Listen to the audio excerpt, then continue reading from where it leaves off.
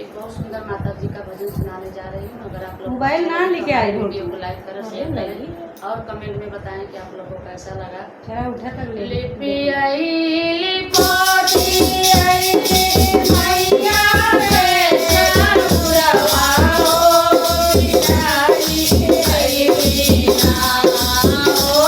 बिचारी आई बीना मैया के लाली पाल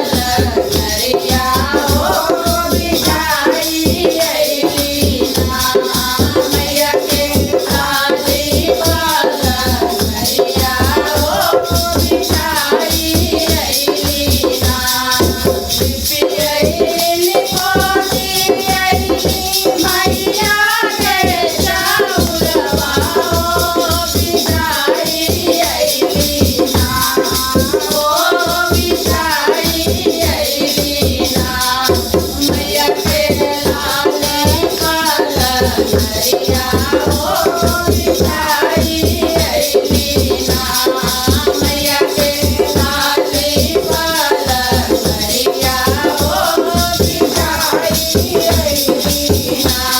मंदिरिया गोकारी पावाना तिरिया जागर हो पावाना तिरिया ना हो पावाना तिरिया ना मैया के सावली चरनिया हो पावाना तिरिया ना मैया के सावली चरनिया हो पावाना तिरिया ना मैया के सावली चरनिया हो पावाना तिरिया ना बजतिरिया कुमारी कालिका तिरिया जागर हो बालक के अम्माना हो बालक के अम्माना मैया के सावली चरनिया हो बालक के अम्माना मैया के सावली चरनिया हो बालक के अम्माना मैया के सावली चरनिया हो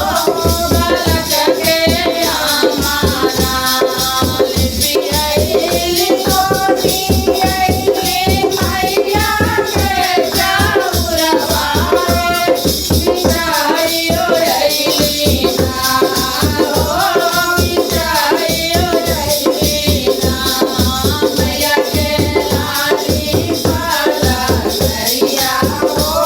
बिचारी आई बीना